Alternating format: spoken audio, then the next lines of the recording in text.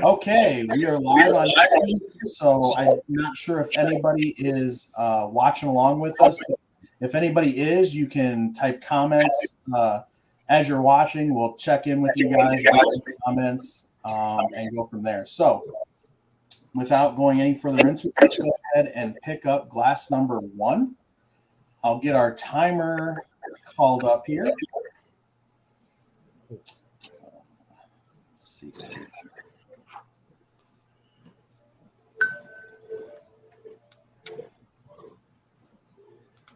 Stand by 1 second. All right. And we'll do a 2-minute timer, and you guys can taste them, and we'll come back in just 2 minutes with your first impressions.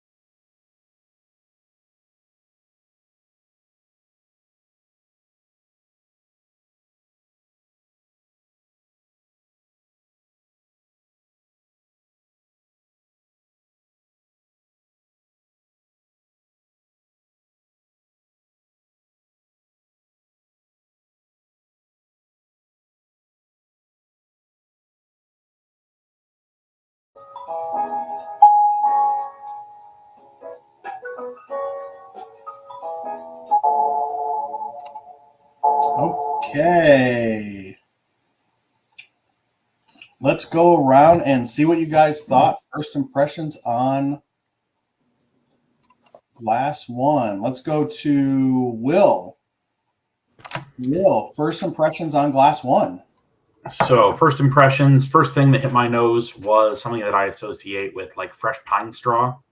Like if you were to be moving around a long needled pine tree. Really? The flavor was completely different. If this is any indication of where we're going tonight, I'm going to have a very difficult time ranking these.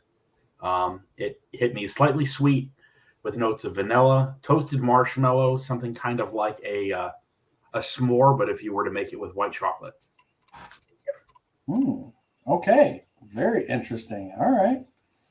Let's go over to Derek. Derek, what did you think? First impressions on glass 1. Actually, I was kind of a little bit the same as Will there. I did get a little bit of the woody kind of flavor to it, or the notes to it, the aroma. A little bit of caramel, with a slight little bit of a tobacco smell. It was real subtle. It was sweet. Very short finish. Super smooth. Little bit of an oaky taste to it. So, I mean, for the first one, definitely ready to go see where we're going next. But it was definitely a good start. Okay. All right. Good. Let's go over to Ron. Ron, what did you think? First impressions on glass one. I had it was very smooth in the front. I had that smoky type, like a leather type finish. Pine. I didn't realize pine, but yes, I can taste the pine. I thought it was very smooth, very smooth on the front. The appearance looked really good. That's about where I got it. Okay. All right. All right. Let's go to Landon. Landon, what did you think? First impressions on glass one. Yeah, I got a lot on the nose, a lot of sweetness, sugar candy, maybe a little bit of fluoride. But the flavor was totally different. Definitely that sweet pine, smooth, definitely oaky. Not a lot of burn, not a lot of a finish. But good start so far. Okay. Great. Let's go to Josh and Jackie. Josh, what did you think? First impressions on glass one. Yeah, I got more of like a bitter fruit aroma to it, and the flavor. It had more of an earthy flavor to me. Okay. All right. Jackie, how about you? Kind of agree with him. I had some like fruity at first, and then it kind of reminds me of like fall leaves and like a pile of almost like wet leaves, I guess, to be specific. Wasn't super strong. I agree, kind of a short finish. Definitely unique. I don't really know how I feel about it. It's not bad, but not my favorite. Yeah, no, I 100% on board with you. Kind of like a wet fall leaves, particularly. So, yep. Let's go to Kevin. Kevin, what did you think? First impressions on glass one. So I just got over the flu, so I'm hoping my taste is all there. But I smell like a sweet wine, like a cab, like off the aroma. And then my flavors were like something burnt or smoked. When somebody said leather, that kind of hit home with me. Leather, tobacco. It had a short finish. It wasn't harsh, but it wasn't necessarily my favorite just because the smokiness that I felt from it. Okay. Like the leather. Okay, interesting. All right. Let's go to Chris. Chris, what did you think? First impressions on glass one. This is probably the first tasting that was kind of like an explosion of a whole lot of things for me. And I agree with pretty much everybody. I wrote down like cedar spruce, almost not juniper, but I was getting that earthy, and then I didn't quite get it. And then as soon as I heard wet leaves, I was like, oh yeah, there it is. But then somebody said sugary, and I went back and smell it. I swear I smell nothing but a glass of maple syrup. But yeah, very smooth, very light mouthfeel, and it definitely dissipates quickly. But it was just a whole lot. Yeah, that like leaf, leather, pine, it just kind of like quick hit you, then left you quickly. Yeah. I can kind of see that maple syrup, and if you had like barrel aged maple syrup from like a, specialty craft place or something. Yeah, and I didn't pick up on that at first at all. Yeah. Okay, let's go to Eric. Eric, what did you think? First impressions on glass one. So on the nose, I definitely see the like maple syrup to it. I also thought a little bit of green apple. Definitely agree it didn't have a very long finish at all, but what was left in my mouth was kind of like that pine tar, almost like if you get done burning some pine branches. Mm-hmm. Okay. Interesting. All right. Let's go to Graham and Bill. Guys, what did you think? First impressions on glass one. I got wood on the back. I can't determine what the real flavor is. I said like a soapiness. That might be like the pine or like a sweet mininess or what you're calling the leaves. It's a strange flavor for me. Okay. I can't get it out. It's just kind of weird, but it's definitely easy to drink. That's for sure. Okay. Graham, how about you? I'm with everybody on the kind of like the damp leaves kind of flavor on the back end. It smelled kind of sweet up front at first, like candy, but definitely earthy, leafy, and the finish kind of short. Okay. All right. Okay. I am going to pop you guys out real quick. And I'm going to bring in Colin.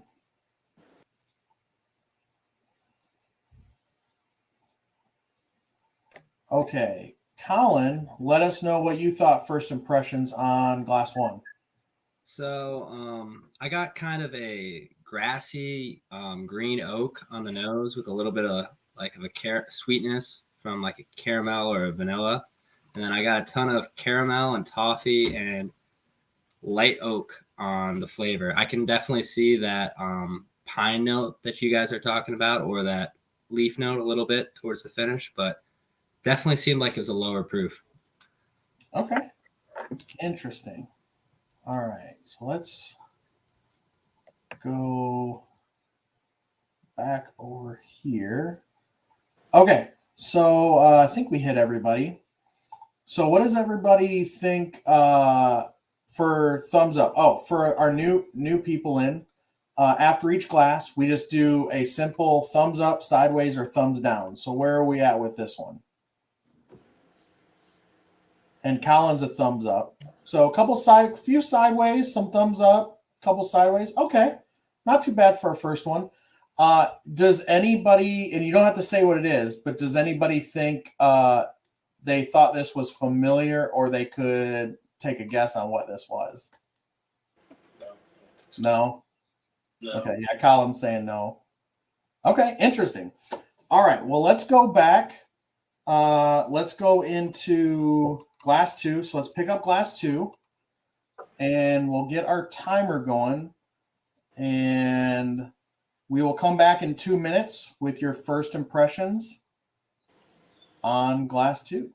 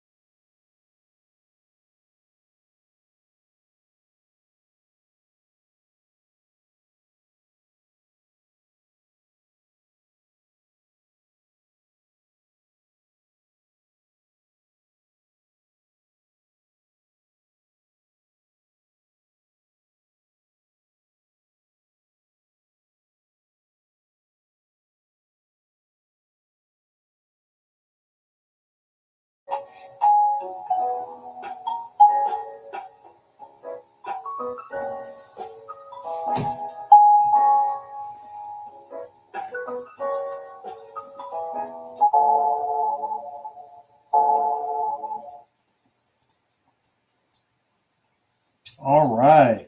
That was glass 2, and man, I don't know about you guys. I thought that was a lot darker.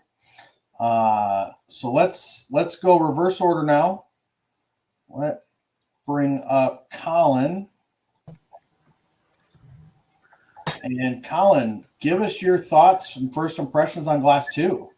So that one, I got a lot more barrel spice on that one, and a lot more oak on the nose, and some brown sugar on the nose. And then the palate was more of a barrel spice, oak, and cherry. The finish was a lot longer, and all around, I got a lot more darker flavors on that one. Like you, Yeah, like yeah, you were, definitely a lot longer finish on that one. yeah, definitely a higher proof too. Yeah. Okay. All right. Interesting. Let's bring you backstage. Let's bring these guys in.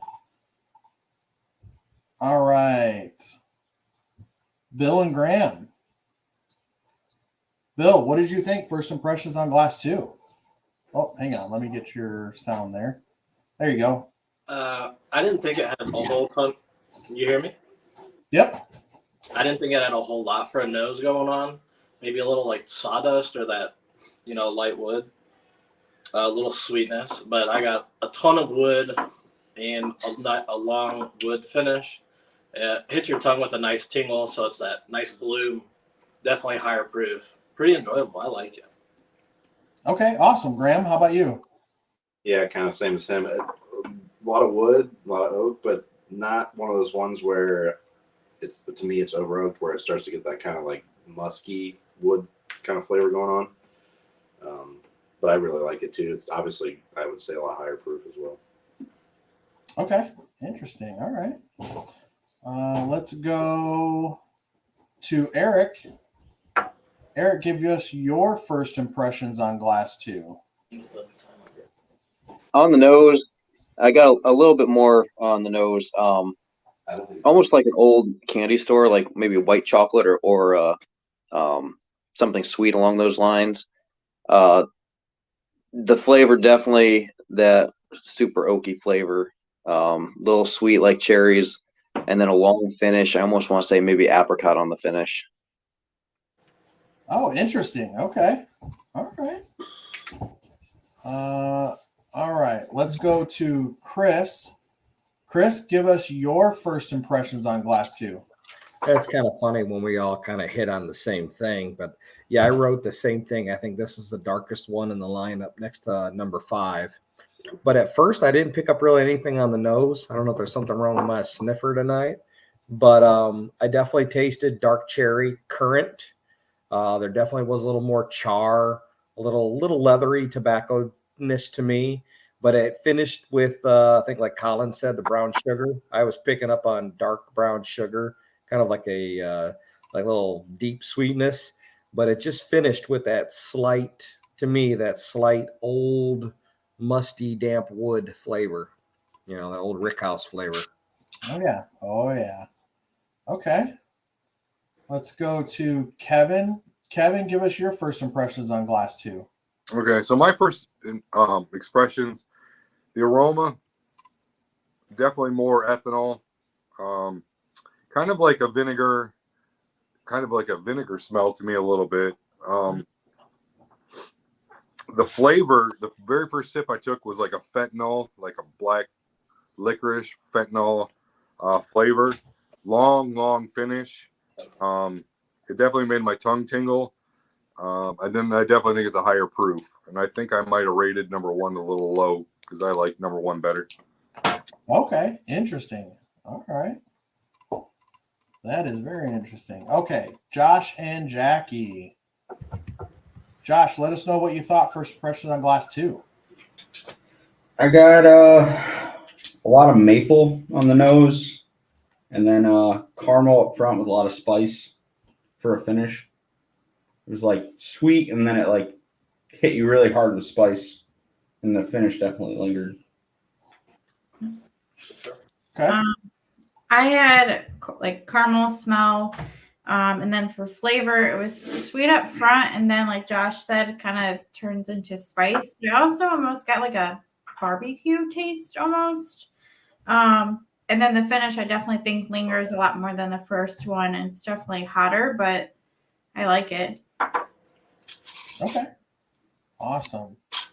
Okay, we're a little housekeeping right now because somebody is trying to join the stream backstage, and we'll let them because we're maxed out at 12 with 2 backstage. Can you Can you do a post? We're gonna do a post on Facebook again of the YouTube link for this. Real quick here. Go to the YouTube channel. Yeah, go to the YouTube channel and then just post a link on the Facebook. Okay. Sorry about that. A little housekeeping there. Let's go on to Landon. Landon, give us your first impressions on Glass 2. Yeah, this one was really got burnt sugar on the nose. On the palate, I put some strong oak. It was like sweet and tangy with some citrus orange. Finish was long. It coated the mouth very well. Good texture. Proof. I think this one's a lot better than the first one. Interesting. Okay. Let's go to Ron. Ron, give us your first impressions on Glass 2. So I had sweet on the front, very sweet on the front. When I first taste, I had a little bit of caramel, and then like in the middle of it, I had like a bubble gum, that's a little sweetness, a little creamy, and then it finished with a spice, and then it was a very long finish. Like that hug sat there, like you could sip this and let that hug just sit there for a while and just sit back and enjoy it, and it definitely felt like a higher proof than number one. Okay, you said it seemed like a higher proof version of number one? It just not a higher. No, it was higher than number one. I thought number one was maybe like a 90. I'm thinking this is 100 or better. Okay, all right. Interesting. All right, let's go to Derek. Derek, let us know what you thought first impressions on Glass 1. First impressions, same thing most everybody else has been getting. Real sweet on the front, a little bit of spice that comes in the back end on the nose. I did get a little bit more oak and a little banana cream, like kind of as it transitioned from that sweet to the spice. First taste, I got leather, I got the tobacco, that woody, earthy feel. I haven't that the sweetness I don't think carried through, but the mouthfeel is very good. And first one was medium finish, and then the longer it sat, it just kept going. And the longer it sits, the higher the ratings going on this one. Oh, okay. All right. Interesting. Let's go to Will. Will, let us know what you thought about Glass 2. So, like Chris mentioned, this did strike me as the second darkest of the six. And my first note on appearance was legs, oh my God, legs. Because it just left a clear cut line. And even now, even though I haven't swirled in my glass, I can still see the line.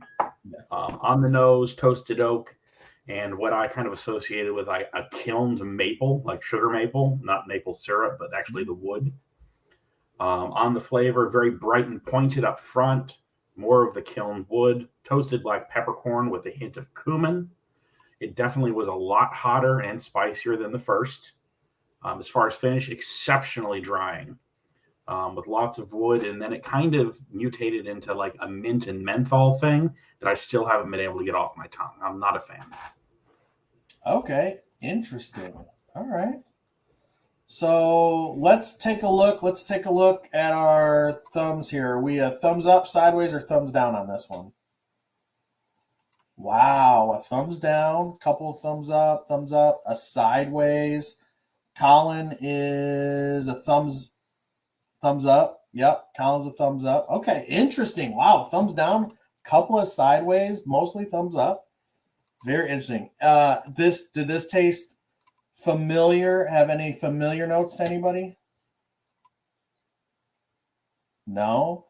I don't think I've ever had a 15-year bourbon. Okay. All right.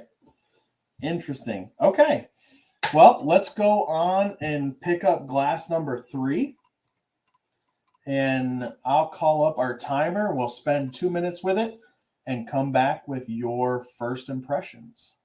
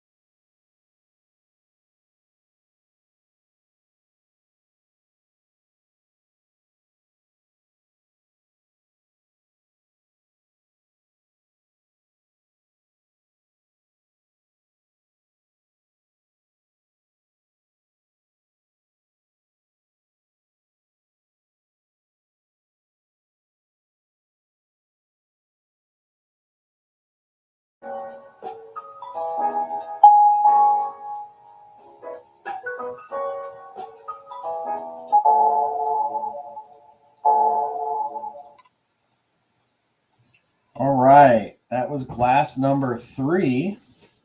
Wow, to me this one seemed, I mean, they've been all good so far. Little more complexity to this one. Let's go back the other direction. Let's start off with Will. Give him a chance to talk first this time. Will, let us know your first impressions on glass 3. So medium tan in color, not quite as intensely dark. Definitely still did a good job sheeting on the glass. First note that hit me as soon as I put my nose down in there, berries and cream, and then it finished a little floral on the nose. First taste, as soon as I brought it across my tongue, was very reminiscent of kind of a fruit punch with wood, and then it kind of evolved into an amaretti cookie with cardamom, clove, and ginger. Had an excellent mouthfeel. Finished, as I let it sit here, I am salivating, and I like it. And it's kind of like a dried orange zest with clove spice, kind of like a chai spice. Yeah. So what I got from that description was a lot more complex than the other ones, and that was my first impression. Let's go to Derek. Derek, let us know what you thought first impressions on glass 3. All right, first impressions, real sweet on the nose. Got a little bit of caramel into it. First little sip, I got a little smokiness to it, a little earthiness, a little bit more char. Medium finish. So I don't know if I'd rate this above the first two. So I'll let it set and kind of just see how it pans out. Okay. All right. Sounds good. Let's go to Ron. Ron, let us know what you thought first impressions on glass 3. First impression, it really cleared my sinuses. Okay. It was like I just got a strong like ethanol like up my nose real quick, and I guess maybe that's how I too deeply breathed on that one, but it was very smooth on it. I still had that wood, little not as much smoky as the first one, but a little bit of smoky, little bit of clove. It still had a nice hug on the back end of it. Not as strong as number 2. Number 2 had that nice long hug that I do enjoy, a nice long hug when you're sitting there sipping something. So that's probably pretty much where I'm at on it. Had a little sweetness to it. Proof wise, I think it's right in that 90 to 100. It didn't like knock me out like. So I think we're in that similar range. Okay. Interesting. All right. Let's go to Landon. Landon, let us know what you thought about glass 3. Yeah, pretty mild on the appearance. Definitely got a lot of ethanol on the nose, kind of a little earthy as well. Flavor, I got some oaky. I wrote down dark chocolate espresso, kind of coffee bean. It was kind of bitter. The finish turned into pepper, but it was very dry. Stuck around for a little while, not as long as number 2. This one's I don't know. I'm kind of like 7 out of 10 on this one. Okay. Very interesting. All right. Josh and Jackie. Josh, let us know what you thought. Glass 3. I got a lot of banana on the aroma.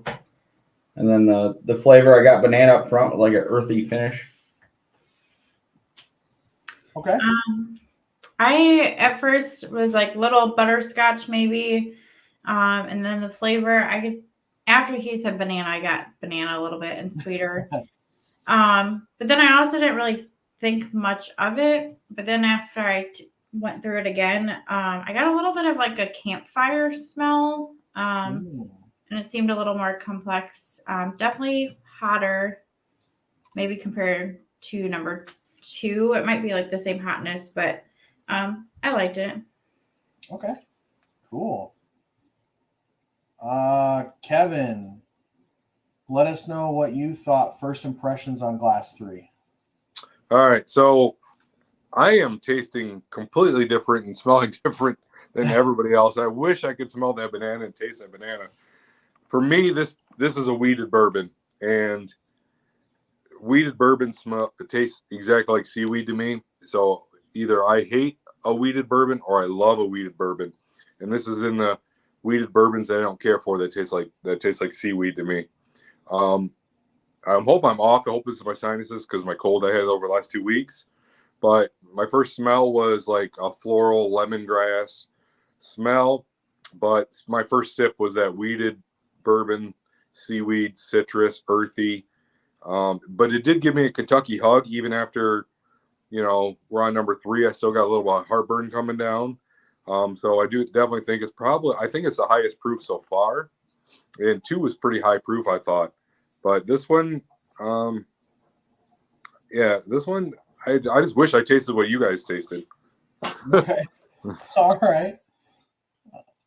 That actually brings up kind of a cool thing. If you guys want to, you don't have to, but if you want to make it a little more fun, as we're going through these, if you want to make just take a couple notes on what you think the proof might be or the proof range. If you think it's a weeded bourbon or a rye bourbon, we already know the age is 15. And if you think, you maybe know the distillery or maybe a possible bottle, take some notes. And when we reveal, we'll go through those. That could be pretty fun too. So let's go to Chris. Chris, let us know what you thought. First impressions on Glass 3. A first impression, definitely this one reached up and just smacked you right in the face. I agree with Will and was it somebody else made a comment about the higher octane. Definitely, first and foremost. At first off, I was noticing more of a corn bread yeast kind of a flavor, and I agree with the char, but not smoky. I think Jackie made a comment of a campfire, and to me, it kind of reminds me of the smell of a burnt log from the next day once it's cooled. You get that char smell, but no smoke. Right. But, okay. it definitely warms you up. All right. Cool. Let's go over to Eric. Eric, let us know what you thought about Glass 3. After someone mentioned it, I definitely do smell the like berries and cream on the nose. It reminds me kind of the berries and cream oatmeal. Oh yeah. The flavor is just a lot more intense than 1 or 2. It's kind of hard to pick out certain things, but I will agree. I think it's the highest proof one so far. It leaves a good long burn afterwards and a very dry finish, almost to like a bitter in the back of my mouth with how dry it is. Okay. All right. Interesting. Let's go to Bill and Graham. Bill, let us know what you thought about Glass 3. Oh, hang on. Let me get your sound. Stand by. There you go. Let us know what you thought. I thought it smelled musty at first, moving to like a sweet. I think it drinks pretty hot. At first, for me, sipping, it was nutty like a bean product, but then it morphed into wood, and then a few sips, it tasted just like straight ethanol. And then maybe there's some chocolate in the middle somewhere that came from Graham. And when he said it, it hit me. It popped. I got like a baking chocolate pop. I think it's definitely higher proof than 1, maybe 2. Probably not though. Okay. Graham, how about you? The nose right off the bat. I don't know if I just took a big whiff of it or whatever, but it was noticeably hotter on the nose than the other 2. I'm not sure if that was just me, but I got in the middle at the end a lot of like semi-sweet chocolate. Not sure why, but definitely more tingle on the palate. But it didn't have that lasting finish that 2 did. I definitely don't like it as much as 2, but I think it's better than 1. Okay. All right. Interesting. Definitely. Same. All right. So I'm gonna take you guys backstage. Bring Colin in. Get Colin in here. Colin, let us know what you thought about Glass 3. All right. So I thought Will did a really good job explaining the notes on these. I agreed with a lot of them. On the aroma, I got a fruitier oak, like more of a raspberries almost. And then on the flavor, the first note I got was grape jelly right off the bat. and then it was more fruity oak, a little bit of vanilla in there, a little bit of caramel, but mostly fruit dominant. And then on the finish, I thought it was a little bit of a longer finish than 1, slightly shorter than 2, but definitely right up there with it. And I got spice, oak, and a little bit of char there at the end, like what a few other people have said. I really liked it. I think it's about 100 proof, if I had to guess. Okay, interesting. Make sure you take notes of that. Keep that down for the review. All right, let's bring Will and Graham back in. Okay, so now let's see where we think on our little thumb scale here. So kind of almost up, a sideways. Wow, okay. Kind of almost a down, sideways. I think, let me look to see what Colin's here. Thumbs up for Colin. Yep, thumbs up for Colin. So another mixed one. That's very interesting for these. So, all right. Hey, that goes to show you we've had some good notes. We've had some kind of off notes with some of these, kind of mixed on the thumb. So, that just goes to show you, just because if something has a high age statement doesn't mean necessarily it's going to hit everybody the right way. So we've been through 3. We're halfway through. We're going to, just like we do on all our streams, we're going to take a pause here, get some water, let your palate refresh a little bit if you need to. Couple of notes real quick.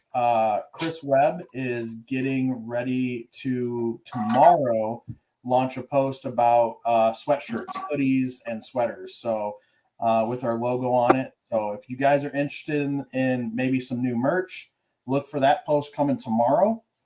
Another reminder, December 17th is our holiday party. That's going to be kind of like a potluck deal and a bottle share. We're also going to have a special blind flight we're going to do in there. And then I got a couple of bottle giveaways for that. And then as long as we have the interest this week, we're going to post maybe doing like a white elephant gift exchange for that, something whiskey related, white elephant gift exchange. So that's coming up on December 17th. So check your calendars for that. Also, starting December 1st, since we did pass our bylaws, we elected a board of directors, we are launching a new set of membership levels. We're actually going to have dues paid memberships, that certain benefits are going to go along depending on what tier of the dues you are. That membership drive is going to start December 1st. And then also another little plug for barrel picks for next year. So we just finished handing out the rest of the Pumpernickel Rye bottles.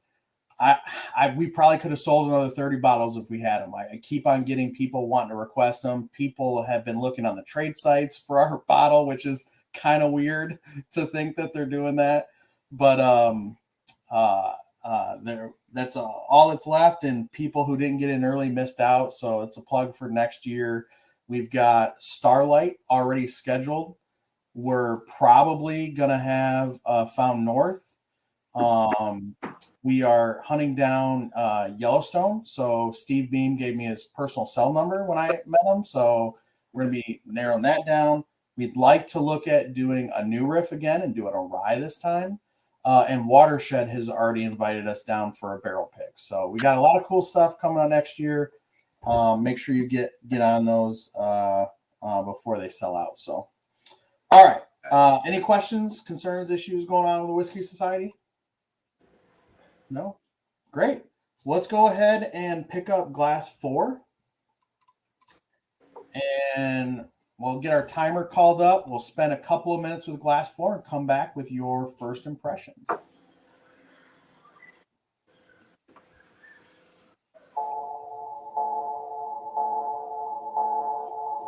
My nose sucks.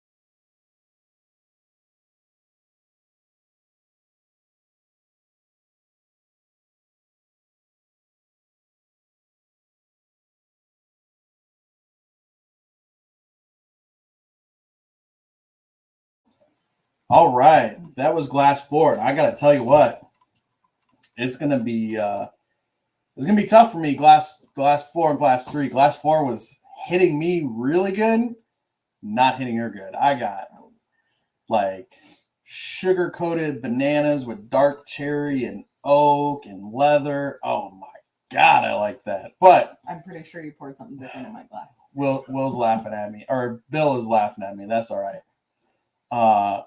Let's go back in the reverse order again. So Bill's laughing at me, so we're gonna kick him out here. We're gonna bring in Colin and see what Colin thought. Colin, what did you think about glass 4?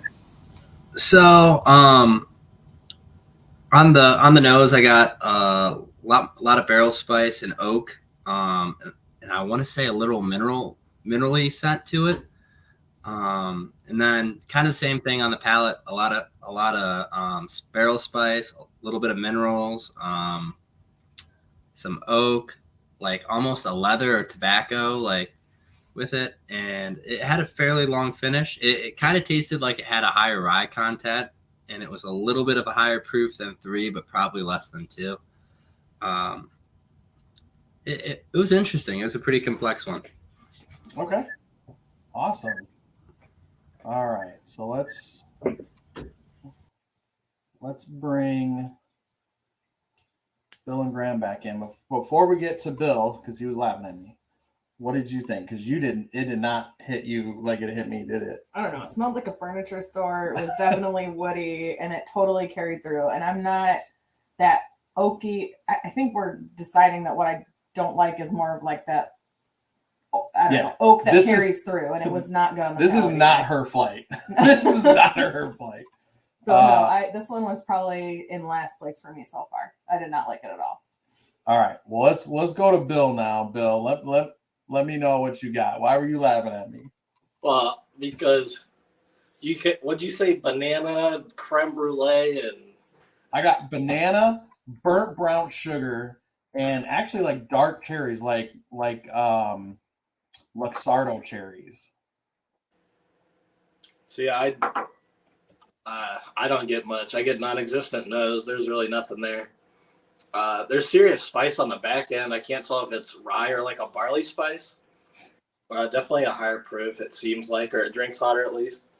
All I get is a lot of that spice and some wood. That's all I'm getting. I don't. Maybe I like burnt wood. Maybe I got to go back to some woody scotches. I don't know. Or maybe he I like poured burnt something wood. else in your glass No. too, because that's I'm pretty sure there's something different in mine. All right, Graham, what did you think about glass 4? I did write down like the ripe banana and grass kind of thing, and then the fair amount of barrel oak and spice at the end. It was okay. I wouldn't say I loved it, but it was all right. Okay, interesting. I thought it was really similar to 3. As soon as I tasted it, it tastes a lot to me. All right, interesting. Okay. All right, well, let's go over to Eric. Eric, let us know what you thought about glass 4. On the nose, I definitely had oak, and then almost like a cherry cobbler a little bit with the like sweetness, brown sugar sweetness to it. The flavor, I don't really know how to describe it. It reminds me of like an old reading room, like the dark wood, old books, leather chairs, and just a long kind of hot finish. Okay. Yeah, no, I can definitely see you with like the leather chairs, mahogany wood room, a lot of books. I can see that. Apparently, I don't like hanging out there. You don't like hanging out there. Let's go to Chris. Chris, let us know what you thought. First impressions on glass 4. Oh, I'm loving this. It's freaking hilarious. But it's funny you say that because I did my first sip. I was like, oh, Joe's going to like this one. I just had this feeling. Yeah. But I do get the leather. This one to me had a little, probably the most so far floral scent I was picking up on. But yeah, definitely complex. But I don't get the old wood. To me, I got a quick hit of like more pine, more new wood. Like, you'd almost taste in a bourbon that wasn't aged as long. But yeah, and also I agree with, I think Graham said it, very similar to 3. That's the first thing I thought of as well. Okay. So you're drinking bourbon while you're walking past all the fresh cut new wood at Lowe's. Is that what you're telling me? Yeah, somewhat. Yeah. Little hints of pine. Okay. All right. Let's go to Kevin. Kevin, let us know what you thought about Glass 4. I actually like this one. It did have similar notes to 2, or from the last one, number 3. But what I didn't like about 3, I liked in this one. My first aroma was like a sweet, remember those red gummy coins that they used to sell, like one of those like red gummy coins. Oh yeah, fish, yeah, Swedish fish. Yeah, Swedish fish. Yes, that was what my first smell was like. My flavors were like a new oak, yeah, and the dark cherry. It had a long finish, and it was right at the top of my tongue, and it just stayed at the top of my tongue. So far, this is my favorite. So, okay, very interesting. All right, let's go to Josh and Jackie. Josh, let us know what you thought about Glass 4. Yeah, so far this is my least favorite. I got that pine. Now I wrote down oak, but now I went back and I got more of the pine, pretty much all the way through. And that's pretty much all I got. It wasn't really okay. For a 15-year-old bourbon. I expected to be a little more complex, I guess. And this wasn't good for me. Yeah, I kind of agree. And I think it was Bill maybe that also had kind of said he didn't get much out of it. And I maybe got some pepper, but I don't know. I didn't get much out of this one. Not my favorite. Okay, interesting. All right. And then on a side note, Paul Smith is watching along. He says, cheers, everybody. We've got 5 people watching along on YouTube. So if anybody besides Paul wants to post us a comment, say hi, let us know who's watching, go ahead and do that. Meanwhile, let's go over to Landon. Landon, what did you think about Glass 4? Yeah, this what I thought for this one, not much on the nose, kind of like a woody maybe, but really not much I could get on the nose. Some of the flavors I wrote down was some leather, some pepper stone fruit, definitely that dark cherry, maybe on the line of almost medicinal. The finish was definitely warm and long and smoky. It was similar to number 2 in terms of the mouthfeel and texture, I thought, but this one's tied for first for me. Oh, interesting. Okay. Yeah, I think I'm right there with you. It's gonna be tough when I'm trying to figure out my first place. All right, let's go to Ron. Ron, let us know what you thought about Glass 4. I thought the initial smell was very sweet. It had a very, very light wood taste to it. A little bit of that it had a nice little bit of taste of everything. It had a little light wood, a little light sugar, a little light cherry, very smooth. I wrote nice hug, very good. This right here, I could sit and sip this, and it'd probably be a pretty dangerous bottle to finish because you'd probably sip that for quite a while and try to get out of your chair, and you're not going to get up. Okay, yeah, I can definitely see that. Oh man, I wish all of these were shelf available every day, don't you? Oh yes. All right, let's go over to Derek. Derek, let us know what you thought about Glass 4. All right. I agree. I thought this was a lot like number 3 was. Initial aroma, like right to the nose. I didn't get anything the first time. Then I kind of let it set a little bit. Then I started to get to the point where I got it. It was a little sweet, but then it was like if I dropped a cigar in a nice, dark cherry jam. That's kind of what I started to get on the nose then. Got a little bit of that dark chocolate, that little bitterness of the dark chocolate on the flavor, a little bit of char. But for me, it was a real short finish. I didn't think this was as proofy as the others. I kind of put it right there in the same realm as number 3. Okay, sorry. I think everybody's cracking up because you had someone walk in and stand behind you, look at the screen like, what? And then leave. Yeah, it was my oldest. Oh, like, what are you What are doing? you doing? All right, let's go over to Will. Oh, there she is. Hi.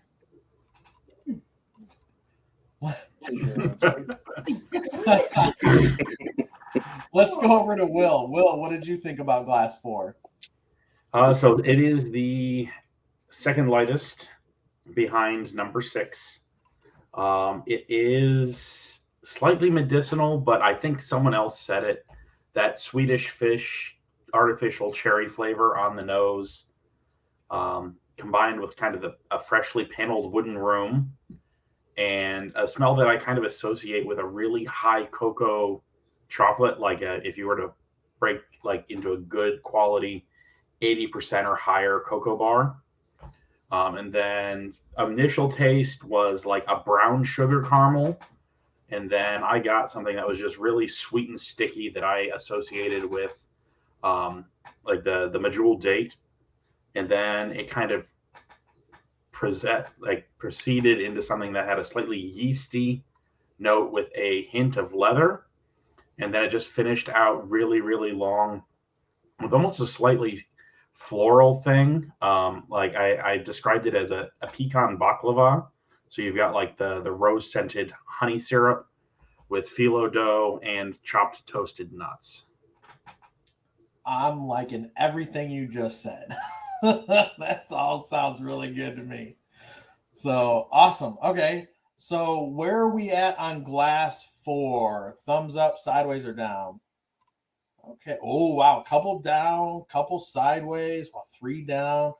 Okay, so Colin's thumbs up, but teetering a little bit. Okay.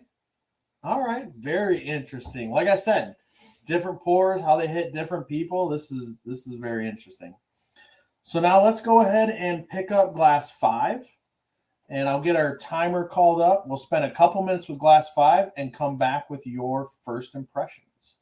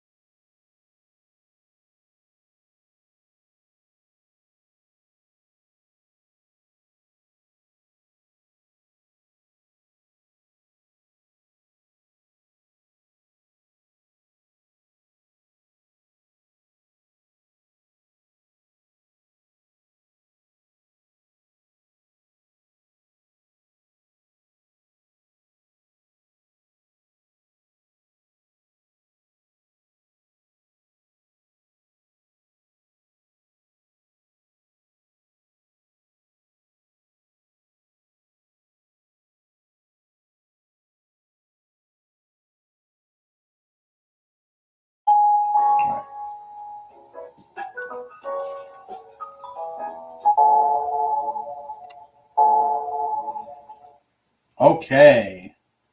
That was Glass 5. And I will tell you what, we're sitting up here arguing off camera about the flavors because this was like, you guys know the animal crackers with the pink icing on them? Like that, yeah. Pink icing animal crackers. That's what I got on this one. And I said the graham crackers with cinnamon and sugar on them. Yeah, not cinnamon sugar, the pink icing. So let's find out what you guys thought. Will, let's I go. don't know if we to drank you. the same thing. This was sample 5, yes? Sample Yes. 5. The darkest.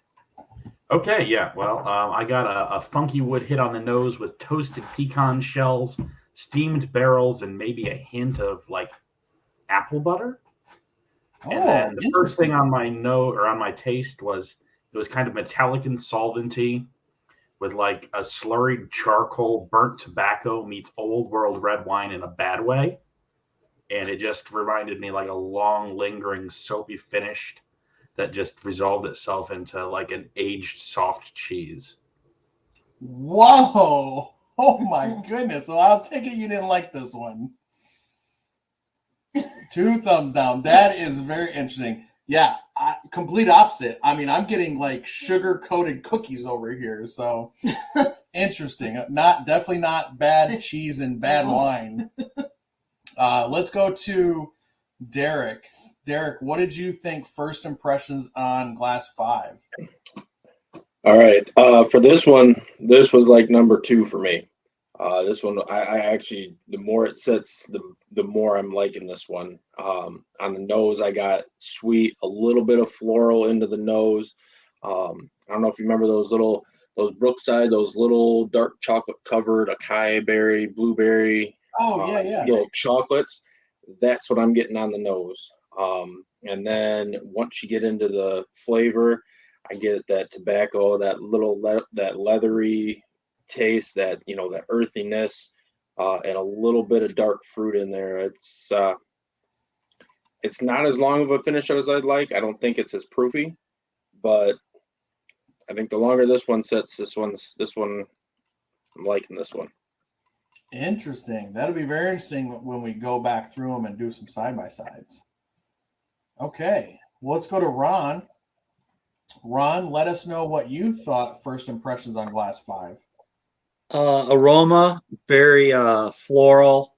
I have smoky, little wood, leather, maple, a light spice, tobacco, and it just seems a little oily on the end. I don't know what it is, but it's just kind of like maybe it's the way it's just sitting in my mouth. Had a very nice hug on the back end of it.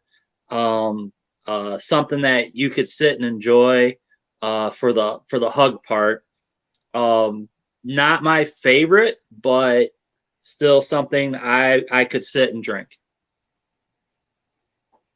Okay. All right. Interesting. So we have 6 people. Well, we had 2 drop off. We had 6 people watching on YouTube, and Chris Webb was apparently one of them. So he said he said, watch that bad cheese and bad wine there, Will. That was very interesting. So, okay, let's go to Landon. Landon, what did you think first impressions on Glass 5? This one on the nose, it was like a floral, very strong sweet oak. The flavor was very rye, baked, dark chocolate, dry on the tongue. This one is actually, I agree with Will here with the thumbs down. This one is just, it's not doing it for me. I just don't think it's as complex as the others, and I just don't think it's, it stands very well with the others. So I don't like this one that much. Okay, interesting. Yeah, because this one came off pretty good to me. Like I said, you're right. I don't think it was as complex, but like a sugary cookie. Now, here's something to ponder. When you guys are going through these, and you're going to rank them strictly on taste, but then I would be interested to know, because these are all 15-year-old bourbons, would price make a difference to you, right? If one of these that was kind of teetering for you, but if it was a lot cheaper than some of the other ones, would that make a difference? I don't know. Something to think about. So let's go on to Josh and Jackie. Josh, what did you think about Glass 5? Yeah, I got fruity pebbles for aroma. Oh yeah, I like that. And then I got just a lot of brown sugar, dark chocolate. Probably my favorite so far. Okay, interesting. Yeah, I agree with Josh. As soon as he said Fruity Pebbles, that's what I smelt, which is very shocking to me because I remember before I started doing bourbon and I listened to him with one of the tastings, people were talking about Fruity Pebbles, and I'm like, a bourbon can't taste like Fruity Pebbles, but this tastes like Fruity Pebbles. I really like it. 2 thumbs up this time. Okay, interesting. So, do you want to tell your notes, because she's over here saying she's been like in line with Josh and Jackie here in the last couple of them. I mean, that shouldn't surprise you. Josh and I typically are very similar. So, but I got, like I told you, I got cinnamon sugar graham cracker, and it's my favorite. So also, we've got Ashley Swinehart. Ashley's watching along on YouTube. Ashley and Brian. They say, hi, everyone. Sipping along with you. Not 15-year-olds, though. All right. Let's go over to Kevin. Kevin, let us know what you thought about Glass 5. Okay, so the appearance was dark. My very first sip, I got like a pretzel salt, and then it was very quick, and then it was like sweet, and then there was a certain point where I enjoyed it too much, where I kind of quit even tasting it. I loved it so much that I was like, this is my favorite by far. And it's just and then when somebody mentioned the what was it, Fruity Pebbles or whatever, I went back and that's 100%. And it's crazy to me, and I wanted to say this before, that like when half the group either hates one or loves one, it's like we are so split on these. And this has been like kind of a rough a flight for me, because so far it's like, yeah, these are all kind of average until this one is probably by far my favorite, and then people are like 2 thumbs down, and there's people that are 2 thumbs up. My question is, are we allowed to say what we think this is? I've never had a 15-year, so I don't want to, When we're doing the reveals at the end, we'll give a chance if anyone wants to try and bottle call. So make a note of it, and when we reveal them at the end, we'll see, because that's always fun. This guy tries. He tries a lot, and sometimes he's right on, and a lot of times it's like a face plant. I face plant a lot on it, but it's fun. But I have had 2 previous double blinds in a row where I headshotted a bottle right off the bat. So that was, and then I epically failed. That was the last live stream we did with another channel.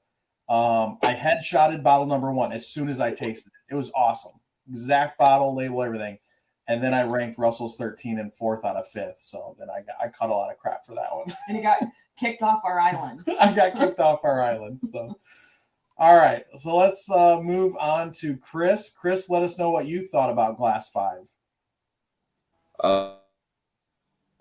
I'm Bill. I really don't have anything to say about this one. This reminds me of when I was, who knows how old, 8 years old or something. Mom and Dad had a liquor cabinet in their kitchen. And I remember I used to play in there because there was all the spoons and the tools and the utensils, and it was sparkly and fun to play with. But you cracked open one of them lids and it just burnt the hairs out of your nose. Yeah, no. This was, before I even ever knew what alcohol was. This is what this reminds me of. Wow. Not a fan. I'm really, I think my wheelhouse is 6 to 8 year bourbons. Okay. maybe a 10 or 12 sprinkled in there. Well, hey, that's actually another good thing about these fights, right? Like, because typically a 15-year-old bourbon, right, it's going to be either really expensive or really hard to find. And if you blind some of them and realize this isn't really my jam, then you don't have to waste time and money searching for them. Right. Something tells me this isn't an early times or a tumbling dice. Nope. All right, let's go to Eric. Eric, what did you think about Glass 5? I do get the Fruity Pebbles thing after that was said. I do smell it. My initial thought was the old Luden's cough drops. That's kind of what came to mind at first. Flavor, I was getting a lot of more like dark chocolate covered berries, like the dark cherries or uh, something like that on it. This is getting up there for me. Probably not first, but I think I'd put it in second at this point. Wow, very interesting. We are very split on this one. Okay, let's go to Bill and Graham. Bill, let us know what you thought about Glass 5. So I can't pinpoint the nose or the taste. It's got some funkiness that seems familiar, but I have no idea what it is. There's a little bit of bloom on the tongue, but to me, it's just brown water. It's the least interesting. It's it's just there. It's not even like a generic bourbon. It's just generic alcoholic brown water. Wow, okay. Graham, how about you? Well, I think right off the bat, this one was the darkest in color, so I kind of expected it to be one of my favorites. And had that I got like a fake fruity candy kind of smell up front. Kind of like he said though, it's got a good flavor, but it's kind of a one dimensional in the middle and the end. I don't know. It was okay.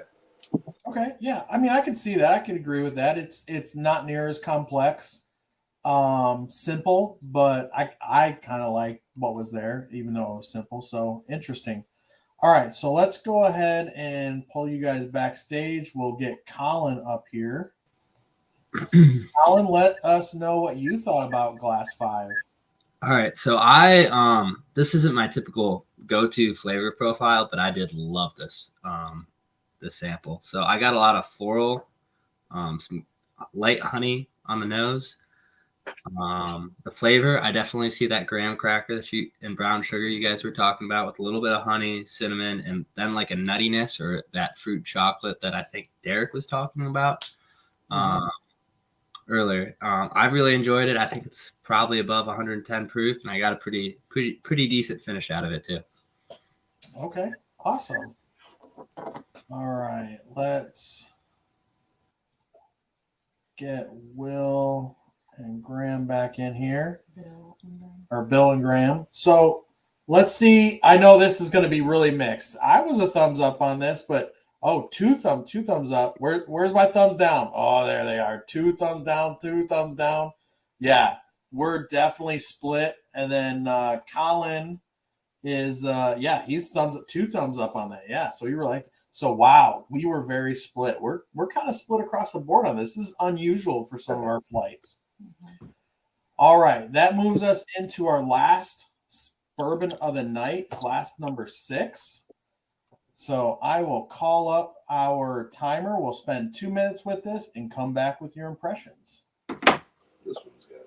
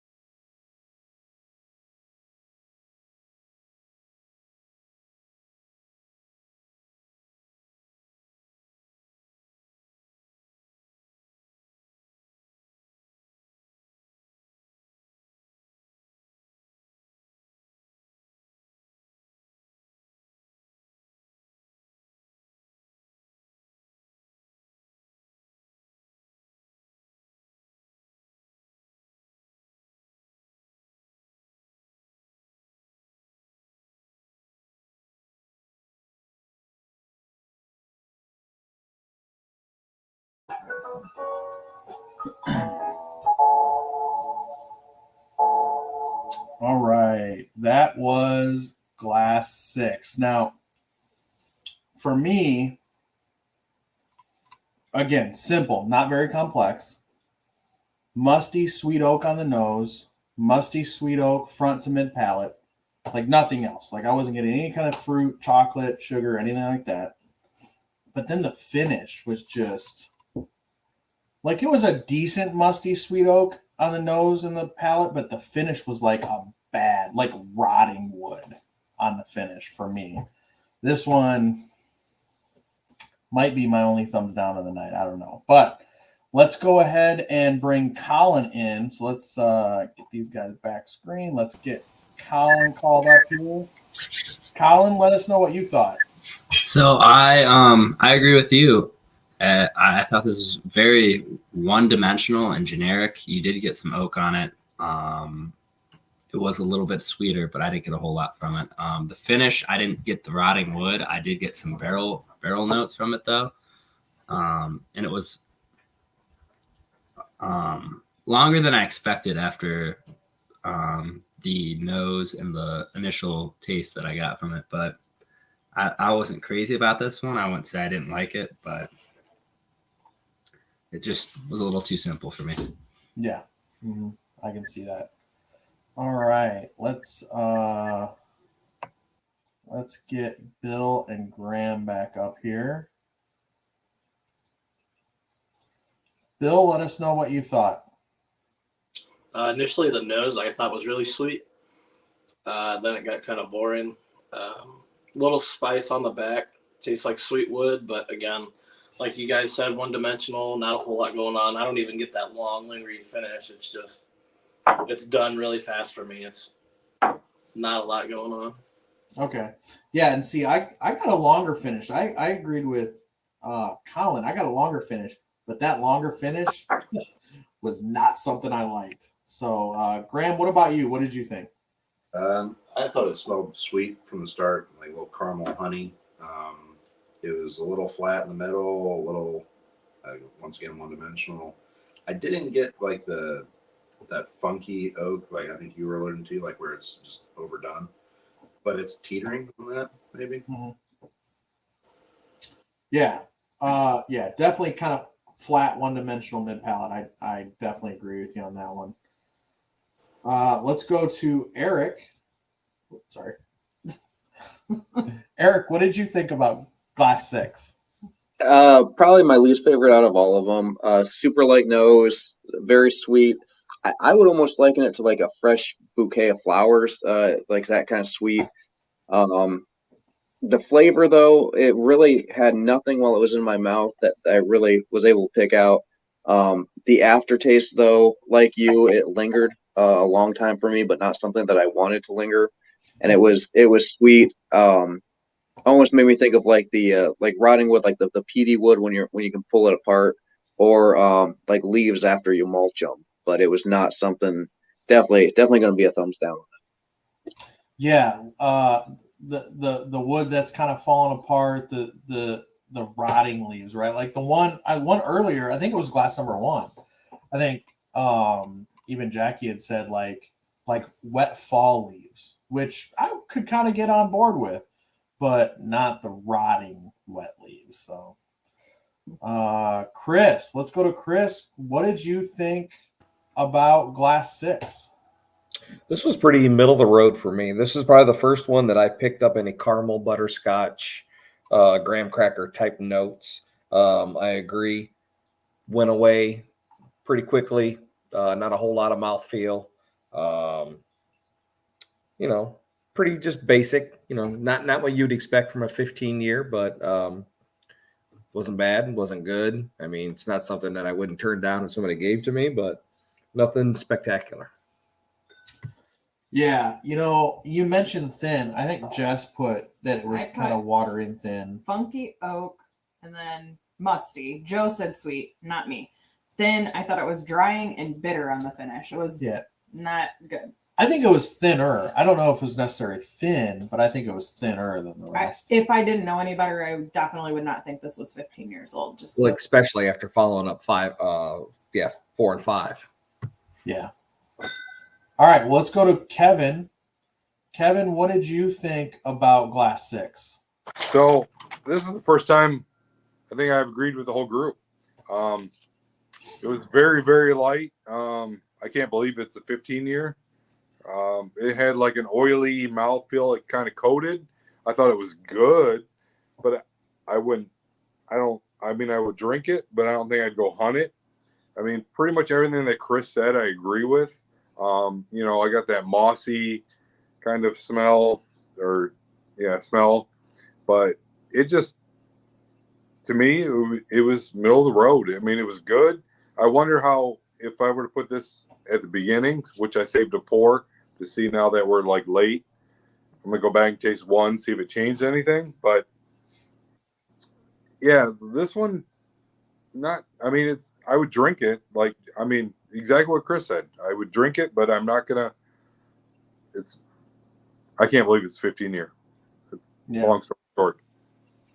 Okay. All right. Let's go over to Josh and Jackie. Josh, let us know what you thought about Glass 6. I got a little bit of mint on the nose. Definitely a lot of oak, and then the flavor was just oak all the way through for me. Okay. I get kind of oaky sweetness. Not really much there. There's not much of a finish. It's just okay. I mean, I would drink it if somebody gave it to me, but I don't know. Not my favorite. Very interesting. Okay. A lot of these are really interesting because there's been a couple of them for a few people that have hit really, really good. But there's a lot of them for most people that are kind of like, yeah, it's okay. I'm looking forward to the reveal. Let's go to Landon. What did you think about Glass 6, Landon? Yeah, I'm falling right in line with everyone else. Not much of a nose, the basic woody caramel toffee on the palate, some sweetness. But yeah, it was kind of average, kind of flat, just right in the middle of the road. Not overly good, not overly bad. But yeah, it's I would say overall it's decent. That's how I would put it. Okay. All right.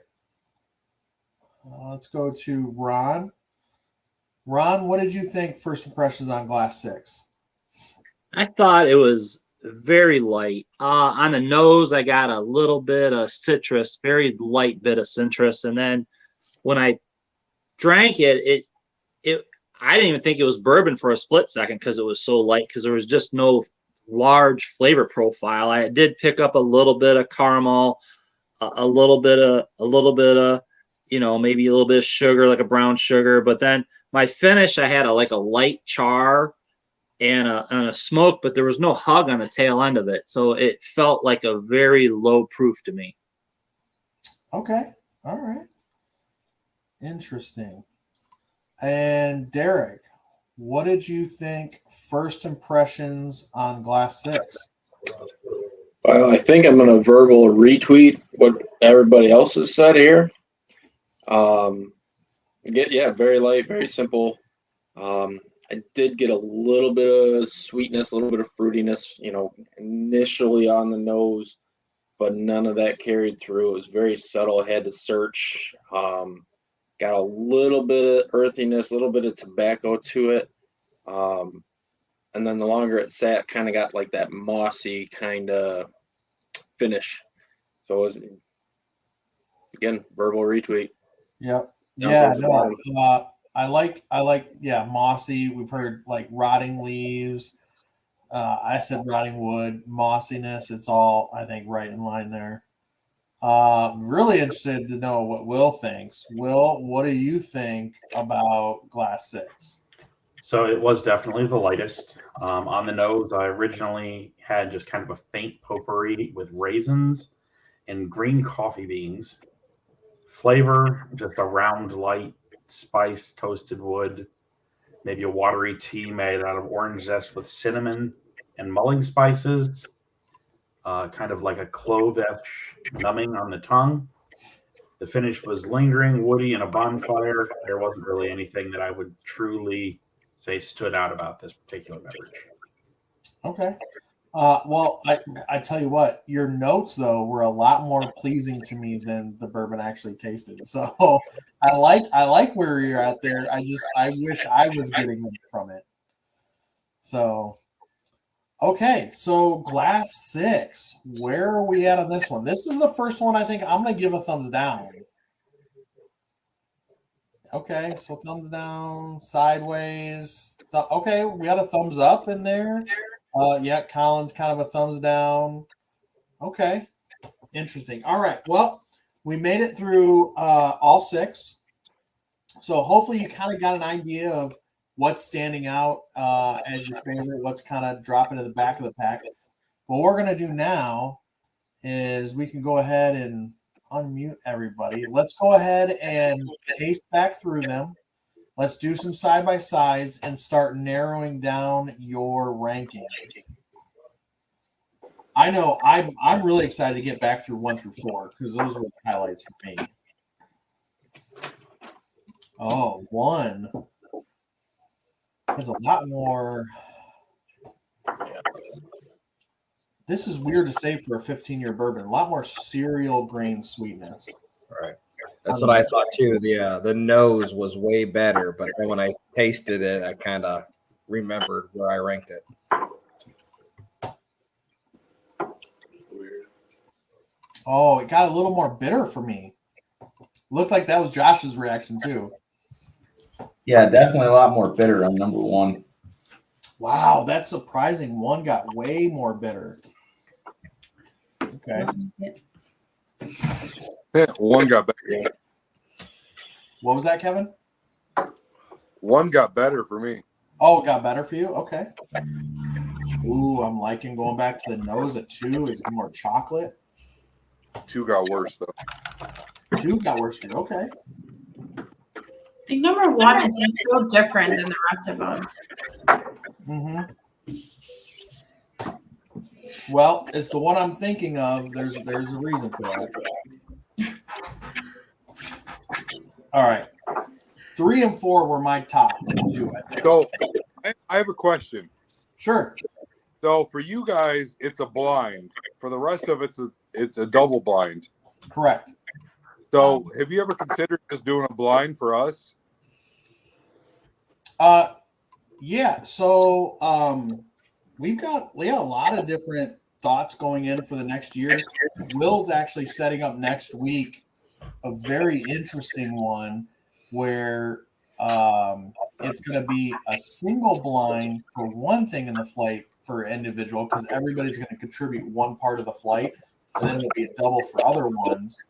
A lot of times these are double blind for me because I'm not here when he fills them, or I honestly completely forget what he puts in it.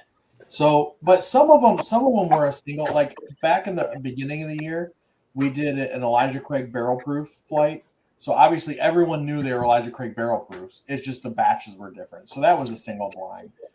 And we've done, there was a wild card in it. Yeah, I'm just curious to see how, like, I mean, if you know if it would change your thought process. Oh, it 100% does. It 100% because I've done double blind flights and single blind flights, and it 100% changes your outcome and reaction to it. Yeah, because Henry McKenna is something that when we opened up, I would have told you I would have never hunted for again. It sat on our shelf for 6 months. We had it in 3 different double blinds, and it won first place for both of us. Yeah, I get it. So when you don't know, it really does, you know what I mean, change things. Wasn't that the flight that Joe was kind of embarrassed? One of these? Yeah. Yep. He was like, I hate that bottle, but apparently I love it. Well, if you don't like your Henry McKenna, this guy does.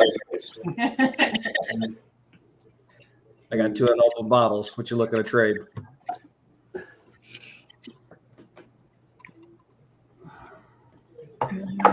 Pick. Okay. This is going to be difficult. I think I'm going to have to go with my gut. I think I have my ranking. Yep, me too. Give me a thumbs up if you've got your ranking. Okay, so Chris is good, Kevin's good, Josh and Jack. Okay. All right. So it looks like Colin, give me a thumbs. You got your Colin? Okay, Colin's got his ranking. 2, 3. I've still got 2 more to lock in. Yeah, that's no problem, Will. For those of you new with us, how we do it is we start with whatever your number 1 pour is, that glass number, through your last. So for me, 3 is number 1, and 2 is number 2. So when I'm giving my score, for me, it's 3, 2, 4, 5, 1, 6. That's my ranking from favorite to least. And so what we're going to do is we're going to go to each individual and just give us your glass number, favorite to least. So let's go ahead. Go ahead and mute everybody again. And then we'll go back through and get everybody's rankings. So I think, yeah, why don't you give yours? Okay. 5, 2, 3, 1, 6, 4. Okay. All right. And I believe Ron was ready. So Ron, why don't you go ahead and give us your ranking, favorite to least? Favorite, 4, then go 2, then 5, then 3, then 6, and 1 was my least favorite. Okay. And let's go, Chris. Chris, give us yours. First of all, I forgot I had a bottle of Knob 15, so I lied to you. My bad. And I think maybe my 1 or 2 might be that one, but 2, 3, 6, 1, 4, 5. Okay. And let's go to Kevin. I think, Kevin, you said you're ready, right? Yep. Yeah, I'm ready. Okay. 5, 4, 1, 6, 3, 2. All right. And Josh and Jackie, let's get yours. Josh? 5, 3, 2, 6, 4, 1. Okay. And Jackie? This is the first time ever Josh and I have the exact same rank. What? Wow. So 5, 3, 2, 6, 4, 1. Just watch out. It's going to start happening more now. All right. Let's bring up Colin because I know Colin was good to go for his. So Colin, go ahead and give us yours. So I'm at 5, 3, 2, 4, 6, 1. All right. And let's get Bill and Graham back up. Bill, go ahead and give us yours. 2, 4, 3, 1, 6, 5. Okay. And Graham? I am 2, 3, 4, 1, 5, 6. Okay. And let's go to Landon. 2, 4, 1, 3, 6, 5. Okay. And Eric? I've got 5, 4, 2, 1, 6, 3. Okay. And Will, are you ready? Oh, hang on, Will. Let me get you. All right, go ahead. All right. So I'm having a brain fart despite having done, I think, 17 of 22 of these. I'm going top to bottom, not bottom to top, right? Correct. Most favorite to least favorite. All right. So I am 4, 1, 2, 3, 6, 5. All right. And Derek? Oh, hang on, Derek. Let me get your sound. Okay, go ahead. All right. I am 5, 2, 3, 4, 1, 6. Okay. And that's everybody's score, right? Okay. So now I'm going to tally up these scores, and Glass 5 is such a toss up. what's that? Glass 5 is such a toss up. Yeah. So for those of you joining us first time or newer, this goes in the golf score. So if you notice, so if you rank something in first place, it gets 1 point. Your last place gets 6 points. Lowest point wins overall. So we do a golf score. I'm going to tally these up. Like it more than 5. You guys go ahead and finish your samples if you have any left. Talk amongst yourselves. But before I add these up, I will say a couple of things. First, Knob Creek 15 is not in this flight. What? Knob Creek 15 is not in this flight, and I did that on purpose because I knew everyone would think it was, and it is not. That's interesting. The other little tidbit I'll give you is it was sort of like a head-to-head, a three-way head-to-head. I paired 1 and 2 against each other, 3 and 4 against each other, and 5 and 6 against each other for specific reasons, which you'll see during the reveal. So just a little bit there.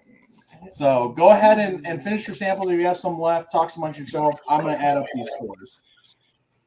You know what I thought was crazy was people that love 5 didn't really like 2. People that like 2 didn't really like 5. Absolutely. Those were Somebody my top- said 5 is a funny. toss up. They're Yeah, so right. those were my top 2. That's the weird part. I'm 5 was debating, do I definitely put more. 5 in my infinity bottle or do I mix it? Does anyone want the rest of my glass of number 5? Yeah. I'll take Send it it. over. Send it over. I'll get you a sample bottle for it. I'll give you whatever 2 was. Damn right. 2 or 3. Honestly, The only 15 year I have is Knob Creek 15 year and Colette Farms, but I've never tasted any of them. it honestly tasted it. See, the weird part is I was doing Calumet 15 before, and my bottle I couldn't find in any of them. Yeah, I was wondering because I remember you posting it, and I was curious if you were going to catch that. Yeah, I didn't find it in mine at all. Did you, Will? I did not. But I had that, and then I had a steak dinner, and then I did this. Fair enough. We were just talking about I have some random bookers here, and we poured a little bit after this, and we both said it'd be in the top half of a flight, and I don't really like bookers because it's too peanutty. But after getting through, and hot. But after You're getting looking at like 115 proof at least. Yeah, but after getting through this stuff, I'd put it in the top half, and it's drinkable now. It's a 127. Apparently. Oh yeah. Palate. I don't know what you guys thought, but I didn't think there was really much of anything, maybe above 105 proof through the whole thing. Yeah. I agree with that. Right. 110. I do know I'm not hunting 15 years. If you I agree. have a bottle call, write it down. So I will tell you there are at least, so there's 3 bottles over 100 proof. There's 2 bottles over 110 proof. That's what I figured. Really? Yeah. 2 is the high proof.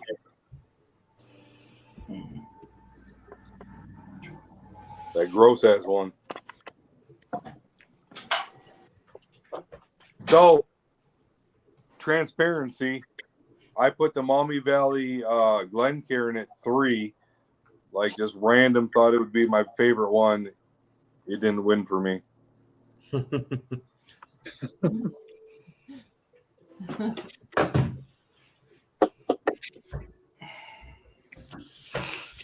Yeah, number 6 just doesn't do it. Ooh. Okay, so far we have 1 tie. So we're gonna have to double check here, but make sure. But it looks like we have a tie.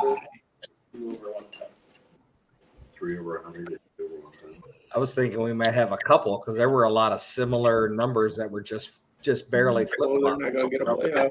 We were Game over. The last double blind I was on, it seemed like we agreed more on. This one was like opposites a lot. Usually that's the case. Usually Yeah. you got kind of that front, and you can tell what's going to end up in the bottom and what'll end up in the top. But this one we're definitely scattered, and there's more of us on here too, which is This one's bizarre. Think pads have changed. huh? This one's bizarre. It's like Yeah, you can tell there's two different flavor profiles for people. Okay, so first off, this is the most number of people we've ever had on a virtual blind flight night, so that's kind of cool. So our scores are going to look a lot higher than sometimes we only have 8 or 9 people. We did have a tie. I double checked it. We did have a tie. And I will tell you, second, third, and fourth place are only separated by 2 points. So that is a very mixed group. Okay. The top three are really close. Does anyone want to guess what came in last place? What Number last 6. 5 or 6. Yeah, so number 6 came in last place. Number 6 came in last place with 67 points. Number 1 came in 5th place with 62 points. You had number 4 came in 4th place with 45 points.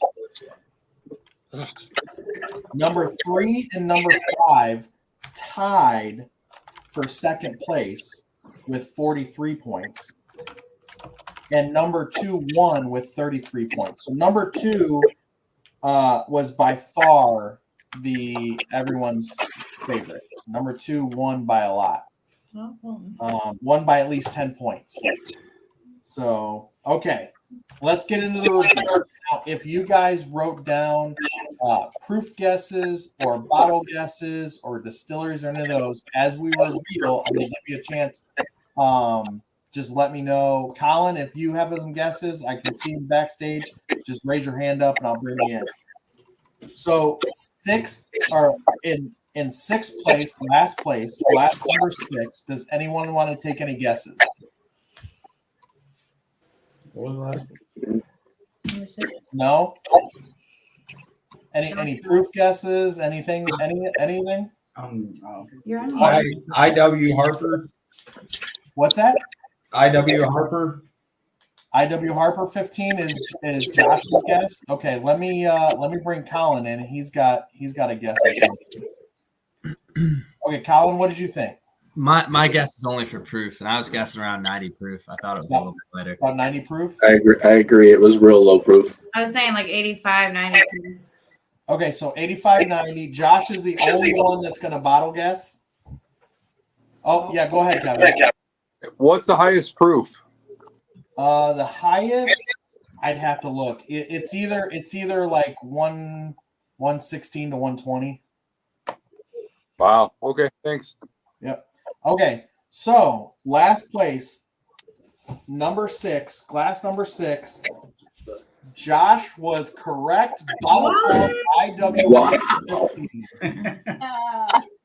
And it is 86 proof. So you guys were right on with the proof. 86 proof. Didn't you say that, Jackie? I said 85, so. Yep. IW Harper 15. Not been one of my favorites. When we first got it, it opened up, it got a little better, but definitely not one of my favorites. However, when we were down in Columbus doing the barrel pick for the Pumpernickel Rye, we went to McAllen's Pub, and that was the first time I got to try Pappy Van Winkle 20 year. And I was like, this is a very unique experience, and I like trying to do home blends, so I love my poor man's Pappy. So I took 60% IW Harper 15 year. I did 20% Antique 107, 20% Special Reserve, and it gave a very close experience and flavor profile of Pappy 20. So if you want to know a little bit like what Pappy 20 tastes like, do this with Antique 107 and Special Reserve 60, 20, 20. It came out pretty good, much better than this bottle by itself. So there you go. Not surprised we didn't like it. Yeah. So that was last place. Okay. So in 5th place, glass number 1. Any guesses? No. Nothing. I was 90 to 92 proof. Okay. I'm with him. Who really liked? Did anybody really like glass number 1? Okay, Will did. It was Will. third place. Will in 5th place, glass number 1. Will needs to take a trip down to Revival Spirits because this is a 15-year-old Jim Beam from 1976. Oh my! That's not even fair. So if you guys have never had a vintage whiskey before, go down to Brad's shop, Vintage Bottle and Spirits in Covington, Kentucky. It's right over the river from Cincinnati. This bottle right here, this whiskey was distilled in 1961, bottled in 1976. This is a 15-year-old Jim Beam from the 70s. So, Jackie, you said it was different than the rest? Yeah, that's why it's different than the rest. That was the 76 Jim. What was the What- one you did a vintage one before? Wasn't it a Jim Beam, but obviously a different year? Yep. So before, in another blind flight, we had an 8-year-old Jim Beam from 1986. That one was good. Yeah. Not this one. So I enjoy this one for what it is. If you go into it knowing that it's a dusty from the 70s, it's a little more enjoyable. Yeah. But the great thing about Brad's shop down there is this bottle was only $130. Wow. So and although you probably won't have the same one, he has a lot of vintage Jim Beam bottles that are from $90 to $100 or $120. And so it's a really cool experience to get a vintage whiskey. What was the proof on that? Oh, let's see. I think it's 80. Yep, 80 proof. I left the room. Was that number 5? So number 5, ranked 5, glass number 1. Yep, glass number 1. Did you rub that? Did a genie come out of that? No. I thought some pretty decent whiskey came out of it. I mean, I ranked it in like 3rd or 4th, but I thought some decent whiskey came out of it. Okay. So that was glass number 1. It was 5th place. In 4th place, glass number 4. And I'm gonna have to. This one disappoints me a little bit. I think. Let me pull my key back up here.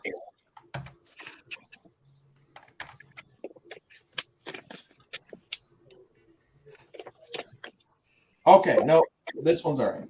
So glass number 4 in 4th place is Sam Houston 15. This is the New York batch 4. Apparently, I don't like Sam Houston. So we just recently had one of the Georgia batches. Didn't like it near as much as I like this one. I put this one in 3rd place. So this one is, of course, this is from Barton 1792. It is 15 years old. The batch size was 3 barrels. 74 corn, 18 rye, 8% malted barley. And it is 103 proof. 103 proof. So this was the one I thought was higher. I thought this one was 116. I was wrong. It's 103.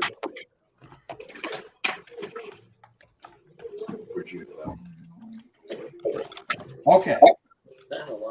So that was glass number 4 in 4th place. So we had a tie for 2nd place. Glass 3 and glass 5. I'll just start with glass 5. Both of these scored 43 points. Anybody have any guesses on glass 5? That was our number one. No guesses. Hopefully something we can get. What? Hopefully something we can get.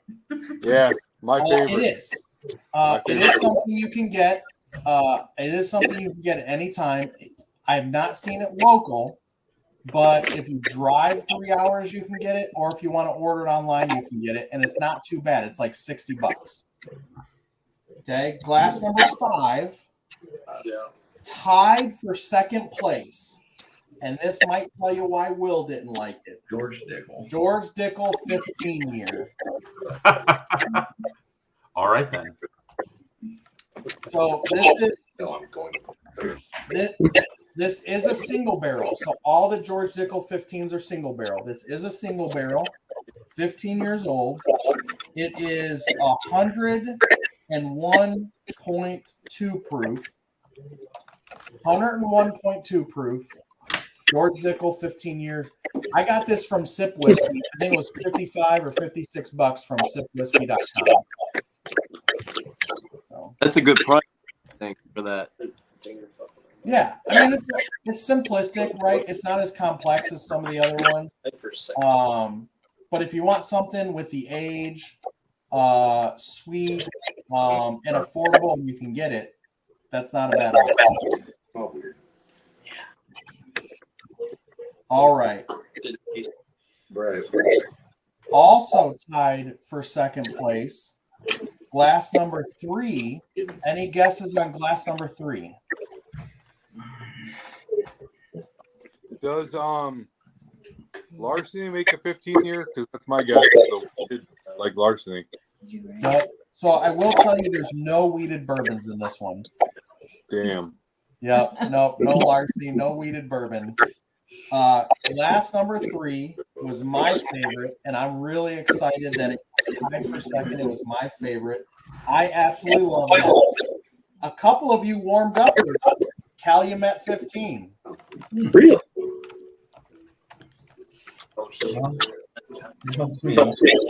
Calumet 15, 105 proof again. Barton 1792.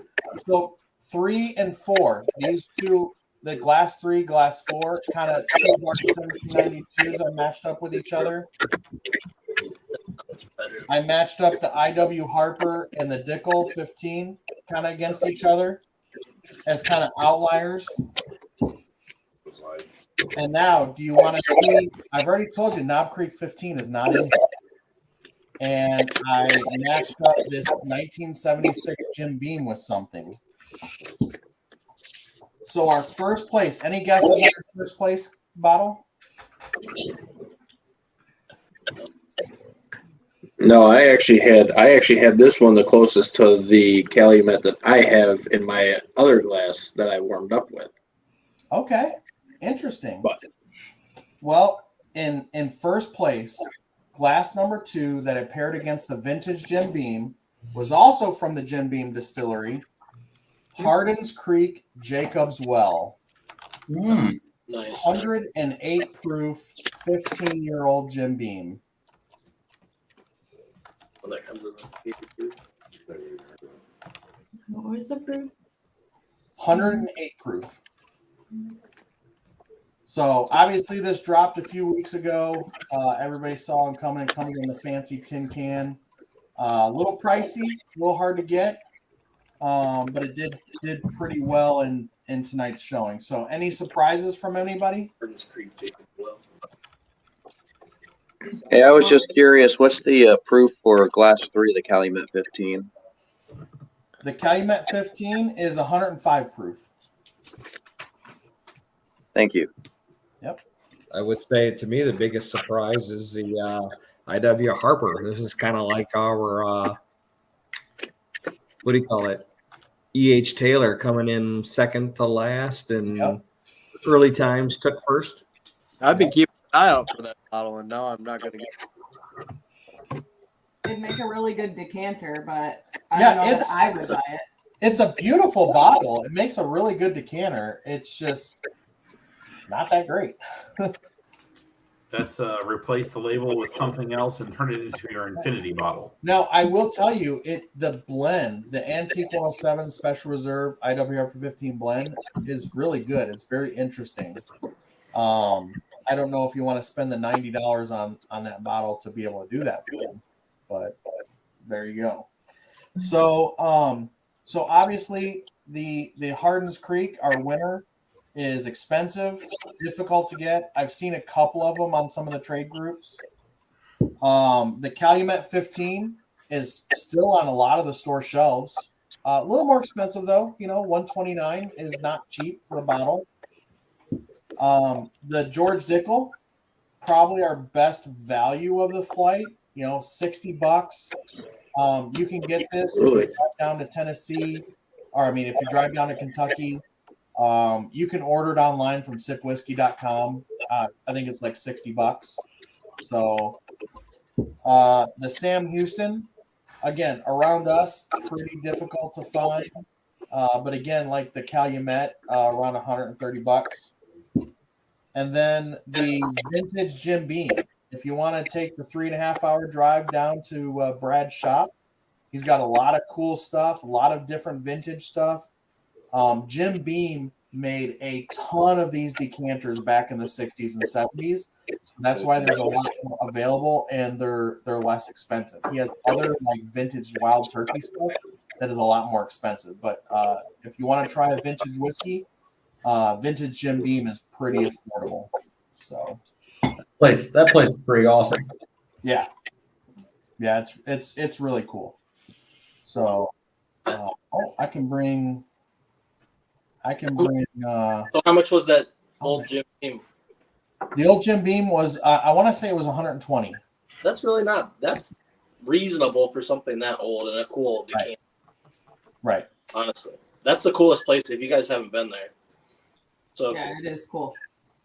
And he has stuff to try too. Like it's not just about buying vintage bottles. He's got a bar in there, and there's always something cool. One of the times I was in there, I was able to try a Weller Antique 107 Gold Vein from the 70s that Pappy Van Winkle himself distilled. So, it was good. It was really good. I paid a lot for the pour, but the chance to try something distilled by Pappy Van Winkle himself, that was a cool experience. So, any other thoughts? Anybody else surprised by anything in the flight? I'm entertained by how viscerally rejective I was of the Dickel. Yeah. Not surprised. You are consistent, Will. You are very consistent. Your palate knows. No Dickel. There's something, I swear, somewhere in that flavor. And it's actually it's something that most Tennessee whiskeys tend to have. It's the same type of thing that you get in. Actually, I used cheese to describe it, but should have made me bottle call it as a Dickel. Yep. Because like that smell you get out of like a really aged blue cheese or a Limburger, it's what I get out of that. So you're not volunteering anytime soon to do a barrel pick with them? No. Okay. All right. Well, hey guys, I'm super thrilled that you joined us tonight for this one. I hope it was enlightening, both with being able to try some stuff maybe you've never tried before, and then also maybe realizing that higher age bourbons maybe not your thing, so you don't have to waste time or money hunting them. Which is another cool part about doing our blind flights. Maybe there was something in here you really liked, and now you know it's worth the money. So, again, really glad that you're here. Thanks for supporting the Whiskey Society. I hope you had a really good time. It's already 2 minutes after 11, so we will let everybody go and enjoy the rest of your weekend. And thanks again for joining. Hope you enjoyed it. Have a great night. Thank you. Thank you. Thank you. Good night. Night.